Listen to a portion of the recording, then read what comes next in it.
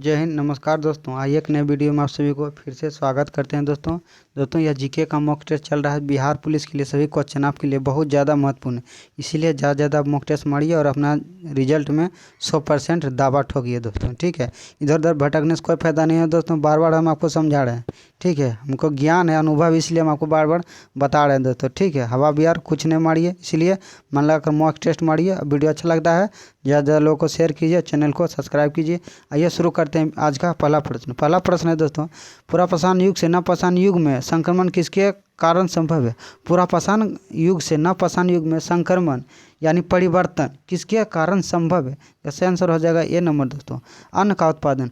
पुरापाषाण युग में दोस्तों उतना साधन नहीं था अन्न का उत्पादन का, मानव को उतना ज्ञान नहीं था दोस्तों। नवपाषाण में ही दोस्तों आग का आविष्कार हुआ, उसके बाद अनाज का उत्पादन संभव होने लगा, इसलिए ये नंबर करेक्ट आंसर है। अगला प्रश्न देखते हैं, कूलाम आवेश के एक बिंदु से दूसरे बिंदु तक ले जाने में किया गया कार्य 20 जूल है, तो इन बिंदुओं का विभवांतर कितना होता है? इसका सही आंसर हो जाएगा 10 वोल्ट बराबर 10 वोल्ट। सही आंसर हो जाएगा 10 वोल्ट दोस्तों।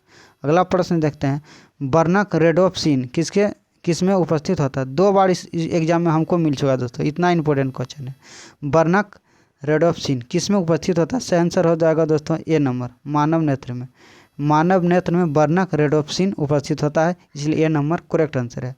अगला प्रश्न है, भारतीय संविधान के प्रस्तावना में 42वें संशोधन के अंतर्गत निम्नलिखित में कौन से शब्द जोड़े गए? 42वां संविधान संशोधन दोस्तों 1976 में हुआ था। 1976 में हुआ था 42वां संविधान संशोधन। उस समय संविधान में कौन कौन शब्द जोड़ा गया? इसका सही आंसर है दोस्तों डी नंबर, समाजवादी, धर्मनिरपेक्ष। समाजवादी और धर्मनिरपेक्ष शब्द कब जोड़ा गया? 42वां संविधान संशोधन 1976 में। बार बार एग्जाम में पूछा जाता है क्वेश्चन दोस्तों। 5 नंबर प्रश्न है, किसी पदार्थ की सापेक्षिक विद्युतशीलता सदैव कितनी से बड़ी होती है? इसका सही आंसर है दोस्तों बी नंबर, किसी भी पदार्थ की सापेक्षिक विद्युतशीलता सदैव 1 से बड़ा होता है। ठीक है, अगला प्रश्न है, निम्नलिखित में कौन सा जाति प्रथा के उद्गम से संबंधित है? कौन सा जाति प्रथा के उद्गम से संबंधित है? सही आंसर है दोस्तों ब्राह्मण। ठीक है, अगला प्रश्न देखते हैं, निम्नलिखित में किस हड़प्पा स्थल में चावल की खेती होती थी? हड़प्पा के किस स्थल है दोस्तों जहाँ चावल की खेती होने का प्रमाण मिला? यह सही आंसर है दोस्तों लोथल से ही चावल के सबसे पहले खेती होने का प्रमाण मिला, इसीलिए लोथल सही आंसर है। लोथल किस नदी के किनारे है दोस्तों? पूछा जाता है, तो लोथल है दोस्तों भगवा नदी के किनारे।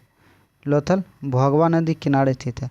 हड़प्पा रावी और कालीबंगा घग्गर नदी के किनारे है, आपको याद रखना है। अगला प्रश्न है, ऋग्वैदिक कालीन धर्म की प्रमुख विशेषता किसकी पूजा थी?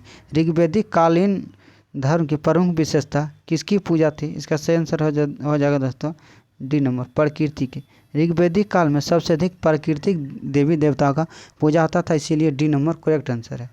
अगला प्रश्न है दोस्तों, निम्नलिखित किस खनिज का भारत से निर्यात नहीं होता है? भारत में वह कौन सा खनिज जिसका निर्यात नहीं होता है? सही आंसर है दोस्तों, सही आंसर है तांबा का भारत में निर्यात नहीं होता है। ठीक है, ये नंबर करेक्ट आंसर है।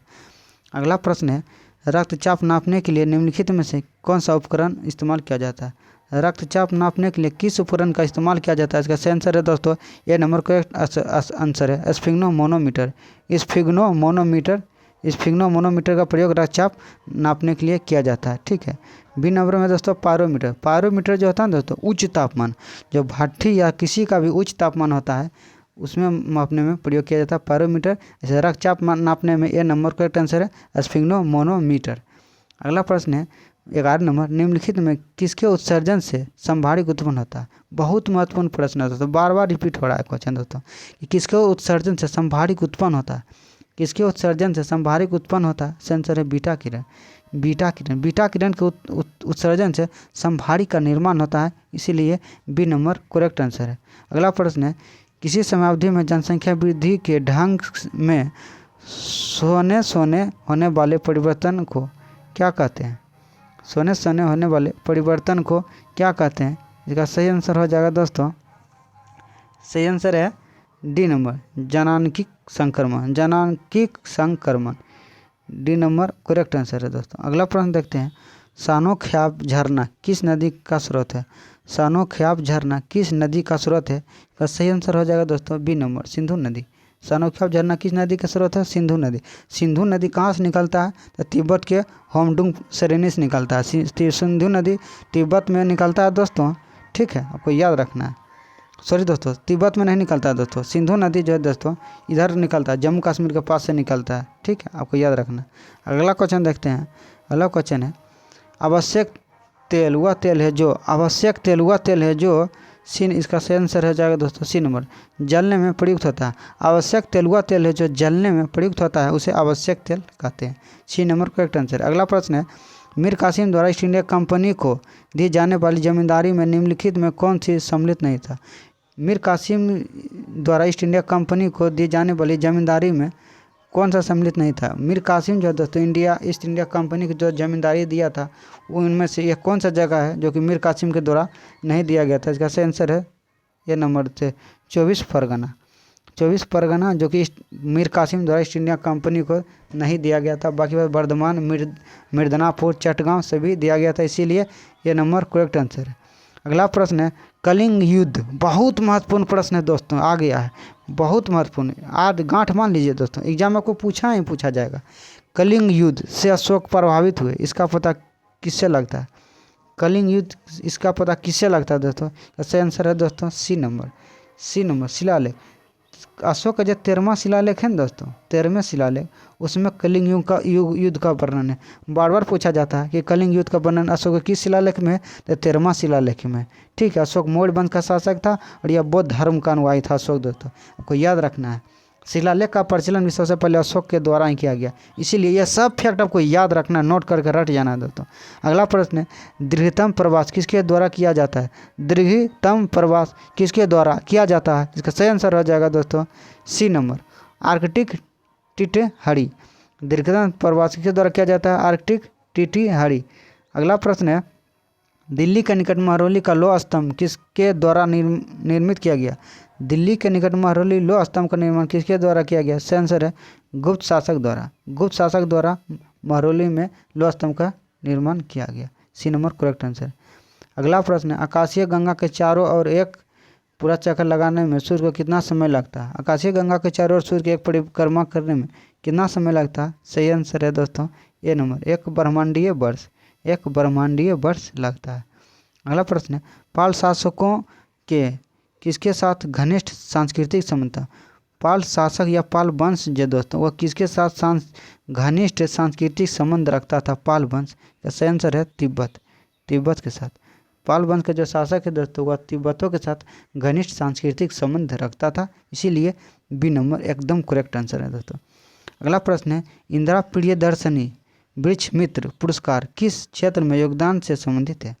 इसका सही आंसर हो जाएगा दोस्तों ए नंबर वन रोपण के क्षेत्र में। इंदिरा प्रियदर्शनी वृक्ष मित्र पुरस्कार वन रोपण के क्षेत्र में दिया जाता है, आपको याद रखना है, बहुत महत्वपूर्ण प्रश्न है सभी दोस्तों।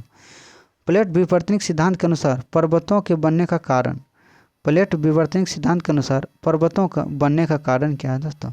प्लेट विवर्तनिक सिद्धांत के अनुसार पर्वतों के बनने का कारण क्या है। इसका सही आंसर हो जाएगा दोस्तों ए नंबर प्लेटों को वृत्तीय गति करेक्ट आंसर है। अगला प्रश्न है सांस्कृतिक कवि राजशेखर किसके दरबार में रहते थे। संस्कृत के जो कवि थे दोस्तों राजशेखर, संस्कृत के जो कवि थे राजशेखर किसके दरबार में रहते थे। इसका सही आंसर है दोस्तों महिपाल। राजशेखर है दोस्तों, बहुत महत्वपूर्ण प्रश्न है दोस्तों, एग्जाम में आपको बार बार छकाएगा दोस्तों। ये राजशेखर किसके दरबारी कवि थे। इसका सही आंसर है दोस्तों महिपाल। राजशेखर किसके दरबारी कवि थे, सही आंसर है महिपाल। अगला प्रश्न है भारतीय संविधान के निम्नलिखित किस अनुच्छेद के अंतर्गत केंद्र सरकार राज्य सरकार को योजना सहायता प्रदान करता है। आप जानते हैं दोस्तों केंद्र सरकार राज्य सरकार को अनुदान सहायता प्रदान करता है, तभी राज्य सरकार चलता है। वह संविधान के किस अनुच्छेद में इसका वर्णन है। सही आंसर है दोस्तों ए नंबर 275 में। 275 में यह वर्णन किया गया है केंद्र सरकार राज्य सरकार को सहायता अनुदान प्रदान करेगी, इसलिए अनुच्छेद 275 में इसका वर्णन है, यह नंबर करेक्ट आंसर है। अगला प्रश्न है अशोक मेहता कमेटी जिसने पंचायती राज के कार्य प्रणाली का पुनर्निरीक्षण किया ने किस व्यवस्था को संतुष्टि दिया। अशोक मेहता समिति ने पंचायती राज प्रणाली लागू किया। अशोक मेहता समिति किस व्यवस्था को आगे बढ़ाया। इसका सही आंसर है दो स्तरीय। अशोक मेहता समिति चाहता था दोस्तों कि पंचायती राज 2 स्तरीय हो, ठीक है। इसीलिए अशोक मेहता समिति का जो पंचायती राज प्रणाली था नहीं चल सका, क्योंकि इसका 2 स्तरीय था। वर्तमान में भारत में पंचायती राज 3 स्तरीय है दोस्तों, ठीक है, जो कि बलवंत राम मेहता समिति द्वारा दिया गया। इसका आंसर बी नंबर करेक्ट है। ऐसा आपको याद रखना है, पंचायती राज वर्तमान में 3 स्तरीय है, जो कि बलवंत राम मेहता समिति द्वारा दिया गया है। अगला प्रश्न है, आर्यों के आदि ग्रंथ ऋग्वेद में मुख्यतः क्या समाविष्ट है? आर्यों का आदि ग्रंथ ऋग्वेद में मुख्यतः क्या समाविष्ट किया गया है? या सही आंसर है दोस्तों ए नंबर, देवताओं की स्तुतियाँ आर्यों के आदि ग्रंथ ऋग्वेद में समाविष्ट किया गया है, देवताओं की स्तुतियाँ, ये नंबर करेक्ट आंसर है। अगला प्रश्न है, हिंडाल्को एल्युमिनियम प्लांट के रेणुकूट मिर्ज़ापुर में स्थित होने का मूलभूत कारण क्या है? हिंडाल्को एल्युमिनियम प्लांट है दोस्तों, वो मिर्ज़ापुर में है। इसका स्थित होने के क्या कारण है दोस्तों, जो कि मिर्ज़ापुर में स्थित है? इसका सही आंसर आइए देखते हैं क्या है दोस्तों। इसका सही आंसर है डी नंबर दोस्तों, कच्चे माल की निकटता। इसका अधिकांश दोस्तों कोई भी फैक्ट्री लगता है वहाँ ही लगा जाता है, जहाँ उसको कच्चा माल लेने में सुविधा हो, आसानी हो, वहाँ ही लगा जाता है। इसीलिए मिर्ज़ापुर के निकट इसको कच्चे माल आसानी से मिल जाता है एल्युमिनियम, इसीलिए डी नंबर करेक्ट आंसर है। अगला प्रश्न देखते हैं, सुनामी नामक विशाल समुद्री तरंग किसके कारण उत्पन्न होती है? अब तो नाम सुने होंगे दोस्तों, जापान में सबसे अधिक मात्रा में सुनामी आता है। सुनामी नामक विशाल समुद्री तरंग किसके कारण उत्पन्न होता है? इसका सही आंसर है दोस्तों ए नंबर, भूकंप। सुनामी नामक विशाल समुद्री तरंग किसके कारण उत्पन्न होता है? भूकंप के कारण। भूकंप आपको याद रखना है, सुनामी नामक तरंग किसके कारण उत्पन्न होता है? सही आंसर है भूकंप। अगला प्रश्न, पादप की वृद्धि मूलतः किससे प्रभावित होता है? पादप की जो वृद्धि होता है दोस्तों, कोई वृक्ष का वृद्धि किससे प्रभावित होता है, जो कि वृक्ष नहीं बढ़ पाता है? इसका सही आंसर है दोस्तों बी नंबर, प्रकाश और ताप। प्रकाश और ताप के कारण पादपों का वृद्धि नहीं होता है। इसीलिए प्रकाश और ताप भी पादप की वृद्धि या बढ़ने के लिए बहुत आवश्यक है, ठीक है। प्रकाश और सूर्य का ताप दोनों बहुत आवश्यक है। अगला प्रश्न देखते हैं। अगला प्रश्न है दोस्तों कि महमूद गजनवी के भारत पर आक्रमण करने के मुख्य उद्देश्य निम्नलिखित में से क्या था? महमूद गजनवी जो दोस्तों बहुत विख्यात नेता था दोस्तों, भारत पर आक्रमण करने का उसका मुख्य उद्देश्य क्या था? तो सही आंसर है दोस्तों सी नंबर, देश की संपत्ति को लूटना। महमूद गजनवी ने जो भारत पर आक्रमण किया दोस्तों, उसका मुख्य कारण था देश के संपत्ति को लूटना। महमूद गजनवी का भारत प्रथम आक्रमण 1001 में था, ठीक है दोस्तों। आपको याद रखना है, महमूद गजनवी सोमनाथ मंदिर पर आक्रमण किया अभी दोस्तों, जो कि गुजरात में है, इसीलिए ये फैक्ट आपको याद रखना है। महमूद गजनवी का मुख्य उद्देश्य था भारत की संपत्ति को लूटना, महमूद गजनवी का मुख्य उद्देश्य था, ठीक है दोस्तों। 30 क्वेश्चन था, आखिरी क्वेश्चन था दोस्तों।